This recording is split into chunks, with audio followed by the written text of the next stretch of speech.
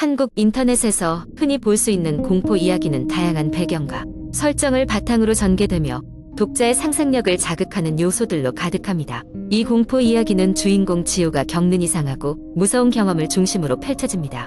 지우는 바쁜 일상을 뒤로하고 조용한 시골 마을로 이사를 갔다. 대도시의 소음과 스트레스에서 벗어나려는 생각이 컸다. 마을은 작고 사람들도 친절해 보였으며 주변 경치도 아름다웠다. 지우는 그곳에서 새 출발을 할 수 있을 거라 기대하며 집을 구했다. 새로 이사 온 집은 오래된 한옥으로 누군가가 최근까지 살았던 흔적이 남아 있었다. 집안에는 낡은 가구들과 고풍스러운 장식품들이 있었고 특히 한쪽 벽에 커다란 거울이 걸려 있었다. 이 거울은 왠지 모르게 지우에게 불안을 느끼게 했지만 오래된 물건에 대한 호기심으로 그냥 두기로 했다. 첫날 밤 지우는 이사를 마무리하고 피곤한 몸을 침대에 누웠다. 그러나 밤이 깊어질수록 왠지 모를 한기가 뼛속 깊이 스며들고 이상한 소리가 들리기 시작했다. 귀를 기울여 보니 그것은 마치 집안을 돌아다니는 발소리 같았다. 하지만 지우가 용기를 내어 불을 켜고 집 안을 돌아다녀 보았을 때는 아무것도 발견할 수 없었다. 며칠이 지나고 지우는 발소리 외에도 새벽마다 거울에서 무언가 움직이는 듯한 느낌을 받기 시작했다. 자세히 보려 할 때마다 아무것도 보이지 않았지만 그 감각을 무시할 수 없었다. 불길함이 부담스러웠지만 거울을 치우면 뭔가 더 큰일이 생길 것만 같아 두려워 아무것도 하지 못했다. 그러던 어느 날 지우는 마을의 작은 카페에서 우연히 동네 어르신과 이야기를 나눌 기회가 있었다. 지우는 거울 이야기를 하며 가볍게 농담처럼 말을 꺼냈다. 어르신은 그 말을 듣자마자 얼굴이 굳어지며 무겁게 말했다. 그 집은 몇 년 전 그 마을에서 매우 유명한 사건의 중심이었다고. 그 사건 이후로 거기 살던 가족은 흔적도 없이 사라졌고 오랜 시간 빈집으로 남아 있었다는 것이었다. 어르신의 이야기를 듣고 나면 지우는 더 이상 그 거울이 평범한 가구가 아니라는 걸 깨달았다. 지우는 인터넷에서 정보를 찾아보기 시작했다.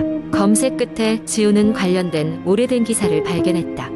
그 기사에는 집에서 실종된 가족과 거울에 대한 불길한 소문들이 적혀 있었다. 거울은 그 집에서 가장 오래된 물건이며 몇 세대에 걸쳐 내려온 물건이었으나 철저히 봉인되었다는 것이었다. 지우는 점점 거울에 대한 두려움이 커져만 갔고 한시라도 빨리 그곳을 떠나고 싶었다. 그러나 당장 이사할 수 있는 상황이 아니었기에 임시 반편으로 거울을 천으로 덮어두었다. 그날 밤 지우는 어김없이 이상한 소리에 잠에서 깼다. 그러나 이번에는 다른 날과는 달리 거울이 있는 방에서 확실히 누군가 속삭이는 소리가 들렸다. 지우는 두려움에 몸을 떨면서도 반드시 확인해야겠다는 생각에 불을 켜고 방으로 향했다. 방에 들어서자 천이 바닥에 떨어져 있었고 거울에는 예전에는 볼 수 없던 깊고 검은 금이 보였다. 그리고 그 금에서 나오는 한 줄기의 냉기가 방 안을 휘감고 있었다. 그 이후로 지우는 더 이상 그 집에서 잠을 잘 수 없었다. 결국 지우는 마을을 떠나기로 결심했고 그 충격적인 경험을 뒤로한 채 짐을 꾸렸다. 떠나는 날 아침 지우는 그 오싹한 거울을 다시 한번 마주하게 되었다. 거울 속에서는 지우와 똑같이 생긴 누군가가 미소를 짓고 있었다. 그것은 분명 거울의 반사가 아니었다. 지우는 황급히 집 밖으로 뛰쳐나가며 무언가가 자기 이름을 부르는 소리를 들었다. 지우가 떠난 후 그 집은 다시 원래의 고요함을 되찾았지만 마을 사람들은 그 집을 지나칠 때마다 그 묘하게 날카로운 견시감을 느꼈다. 그리고 누구도 그 거울 속을 들여다볼 용기를 내지는 못했다. 마을의 전설은 그렇게 거울을 둘러싸고 이어져 갔다. 두 번째 이야기. 여름 방학이 시작되기 전 대학생이었던 나는 친구들과 함께 산속에 위치한 오랫동안 버려진 펜션으로 여행을 가기로 했다. 우리는 흔치 않은 공포 체험을 즐겨보고자 하는 마음에서 인터넷을 통해 이 장소를 알게 되었고 몇몇 사이트에서는 이곳이 귀신이 출몰한다는 소문도 있었다. 펜션은 산 깊숙이 자리 잡고 있어 자동차로 한참을 들어가야 했다. 우리가 도착했을 때는 이미 해가 지기 시작했고 주변은 점점 어두워졌다. 펜션은 꽤 오래되어 보였다. 벽에는 페인트가 벗겨져 있고 창문은 먼지와 거미줄로 가득했다. 그런 환경이었지만 우리는 오히려 이런 분위기가 공포 체험에 적합하다며 흥분을 감추지 못했다. 첫 번째 밤 우리는 펜션의 거실에 모여 공포 영화를 보기로 했다. 영화가 절정에 다가갈 때쯤 갑자기 알 수 없는 소리가 들리기 시작했다. 마치 누군가가 계단을 오르내리는 소리였다. 처음엔 바람 소리겠거니 생각했지만 소리는 점점 커졌고 더욱 명확하게 들렸다. 우린 모두 순간적으로 정적에 휩싸였다. 누구야? 장난치지 마. 우리는 서로를 의심했지만 모든 이들이 거실에 모여 있었다. 나는 용기를 내어 손전등을 들고 계단 쪽으로 다가갔다. 아무도 없었다. 하지만 계속해서 소리는 들려왔다. 등골이 오싹해지며 다시 친구들 쪽으로 발걸음을 돌렸다. 그날 밤 우리는 깊이 잠들지 못했다. 펜션 내부 곳곳에서 이상한 소음이 계속됐기 때문이다. 문이 삐걱거리는 소리, 물이 떨어지는 소리, 어딘가에서 멀리 속삭이는 소리마저도 들리는 것 같았다. 하지만 가장 공포스러웠던 것은 우리 중 한 명이 꿈을 꿨는데 꿈속에서 어떤 여자가 울부짖으며 도움을 요청했다는 것이었다. 그는 우리가 떠나야 한다고 주장했지만 다른 친구들은 단순히 꿈일 뿐이라고 그를 달랬다. 둘째 날 우리는 주변을 좀 더 탐사해보기로 했다. 펜션 뒤편에는 작은 오두막 같은 창고가 있었다. 호기심에 이끌려 우리는 창고 안을 들여다보았다. 거기에는 오래된 물건들이 어수선하게 쌓여 있었고 그중 몇 가지는 아이들의 장난감처럼 보였다. 낡은 인형, 나무로 만든 장난감 같은 것들이었다. 이상하게도 그곳에선 알 수 없는 서늘함이 느껴졌다. 그 밤에도 어김없이 소리는 계속됐다. 이번에는 더 이상 무언가 잘못되었다는 것을 부정할 수 없었다. 심지어 한 친구는 벽에 무언가가 긁히는 소리를 들으며 깨어났다. 그는 겁에 질려 우리를 깨웠고 모두가 그 소리를 들었다. 점점 희미해지는 소리였지만 명백히 어떤 존재가 있는 듯했다. 우린 결국 그곳에서 그 밤을 버티지 못하고 떠나기로 결정했다. 짐을 챙기고 서둘러 펜션을 나섰다. 차로 내려오는 길 운전하던 친구가 갑자기 비명을 질렀다. 100m에 무언가가 지나가는 것을 보았다고 했다. 아무도 마주 보려 하지 않았다. 우리는 그저 가능한 한 빨리 그곳을 벗어나고 싶을 뿐이었다. 도시로 돌아온 후 우리는 펜션에 대해 좀 더 알아보게 되었다. 오랜 세월 전에 그곳에서 가족이 살았다고 하는데 딸이 실종되는 사건이 있었다고 한다. 그 사건 이후로 펜션은 비어있게 되었고 사람들은 그곳이 그녀의 영혼이 떠도는 장소라고 믿게 되었다고 했다. 이 이야기를 들은 후 우리는 서로 얼굴을 바라보며 침묵을 지켰다. 그 이후로 다시는 그런 공포 체험을 시도하려는 마음을 먹지 않게 되었다.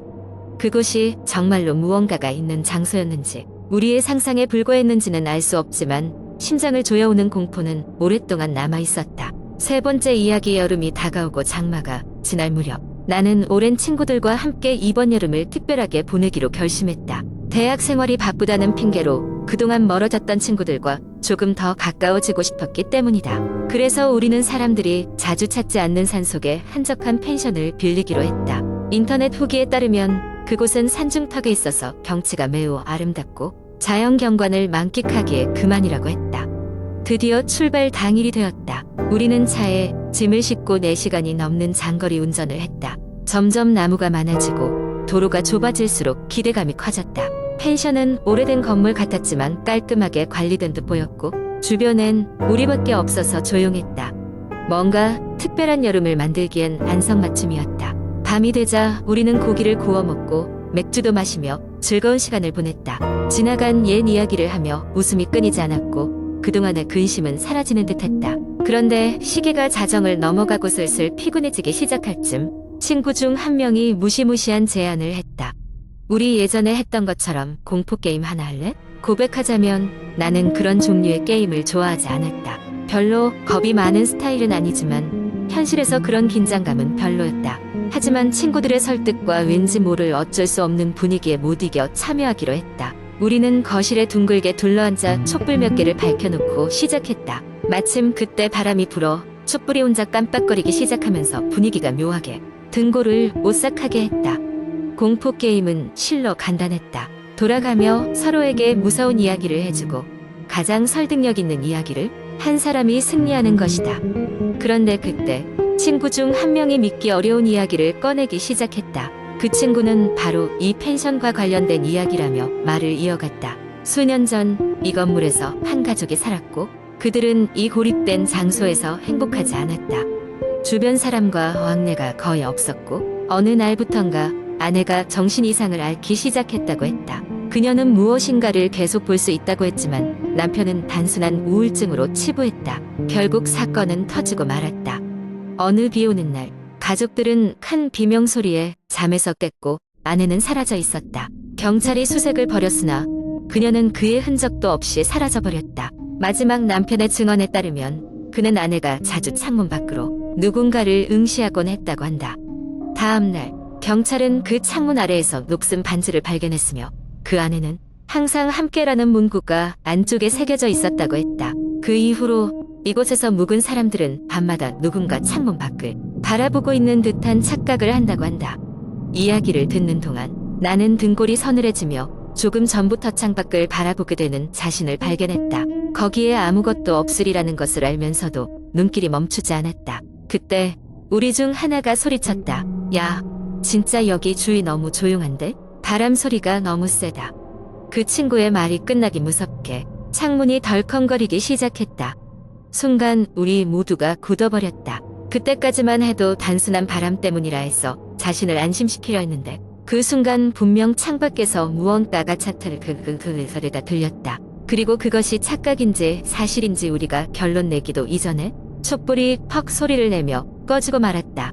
불안감이 극에 달하던 그 순간 커다란 천둥 소리가 수평선 너머에서 울리더니 비가 퍼붓기 시작했다. 순간의 일체감에 우리는 모두 벌떡 일어나 떠들어대기 시작했고 그날 밤 마음 편히 잠든 사람은 아무도 없었다. 다음 날 아침 빠르게 짐을 싸방을 정리한 후 우리는 전날의 일을 다시 거론하지 않고 밑으로 내려왔다. 우리가 돌아가기 전 펜션의 호스트가 다가와 물어보았다. 밤엔 불편함 없으셨나요? 순간 눈빛이 날카로운 듯했지만 곧 사라졌다. 우리는 당연한 듯 아무 문제 없었다고 말하며 차에 올라탔다. 돌아오는 길 나는 계속해서 뒤를 돌아보았다. 그렇게 떠나온 산속 펜션은 여전히 우리가 떠난 자리에서 고즈넉하게 자리를 지키고 있었다.